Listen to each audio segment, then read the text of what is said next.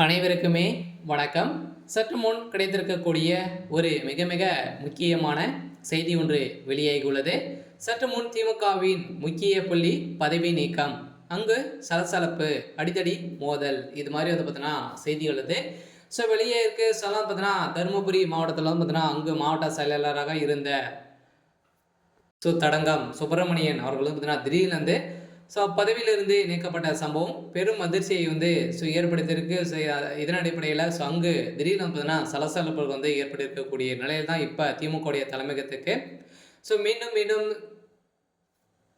ஒரு மிகப்பெரிய சிக்கல் தான் வந்திருக்கக்கூடிய நிலையில் தான் பார்த்தீங்கன்னா அங்கு பதிலாக பி தர்மசெல்வன் மாவட்ட பொதுச் செயலாளராக நியமிக்கப்பட்டுள்ள நிலையில் இத்தகைய திமுக பொதுச் செயலாளர் துரைமுருகன் அறிவித்திருக்கக்கூடிய நிலை தான் இது குறித்து திமுக பொதுச் செயலாளர் துரைமுருகன் வெளியிட்ட செய்தி குறிப்பில் தருமபுரி கிழக்கு மாவட்ட செயலாளர் பொறுப்பில் வகித்து வந்த தடங்கம் சுப்பிரமணியன் நீக்கப்பட்டு அவருக்கு பதிலாக தருமபுரி கிழக்கு மாவட்ட பொருளாளராக பி தர்மசெல்வன் தொடர்வார் என அறிவிக்கப்பட்டு இருந்த நிலையில் தான் பார்த்தீங்கன்னா அங்கு ஒரு மிகப்பெரிய சம்பவங்கள் நடைபெற்றது.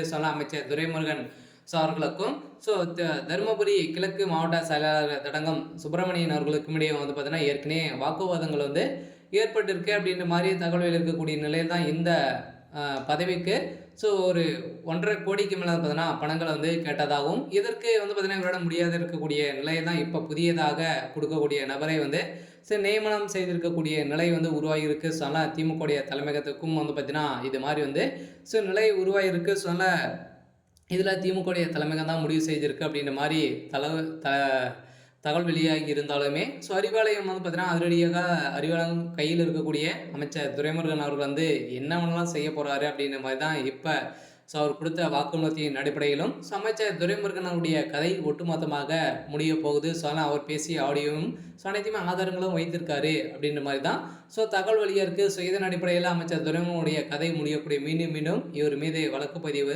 திமுக சேர்ந்த பிரமுகரை ஏற்கனவே பார்த்தீங்கன்னா 60,000 கோடி மணல் கொள்ளையை அடித்திருக்காரு அப்படின்ற மாதிரி சொல்லியிருந்த நிலையில் அவர் வசமாக சிக்கியிருந்தார். இதே மாதிரி தான் இப்போ திமுகவில் இருக்கக்கூடிய தருமபுரி மாவட்டத்தில் இருக்கக்கூடிய மாவட்ட செயலாளர் பார்த்தீங்கன்னா தடங்கம் சுப்பிரமணியன் அவர்கள் பார்த்தீங்கன்னா இப்போ வழக்கு பதிவு செய்ய போகிறதாக தகவல் வெளியே இருக்கக்கூடிய நிலையில் தான் அவர் அடித்து காலி செய்யக்கூடிய நிலை உருவாகியிருக்கு அப்படின்ற மாதிரி பார்த்தீங்கன்னா திமுகவுடைய தலைமையும் இவர் பார்த்தீங்கன்னா கொலை செய்ய முயற்சி செய்து வருவதாக அவர் கொடுத்த வாக்குமூலத்தின் அடிப்படையில் தான் இவர் போலீஸ் ஸ்டேஷன்லேயே இருந்திருக்கக்கூடிய சம்பவம் உருவாகியிருக்கு.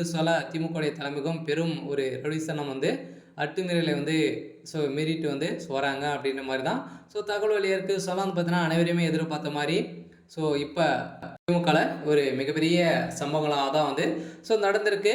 இருந்தாலுமே என்ன நடக்க போகுது அப்படின்றத வெயிட் பண்ணி பார்க்கலாம். இது மாதிரி செய்திகளை தெரிஞ்சுக்கணும் அப்படின்னா மறக்காமல் நம்மளுடைய சேனலை சப்ஸ்கிரைப் பண்ணி சப்போர்ட் பண்ணுங்கள். தேங்க்யூ.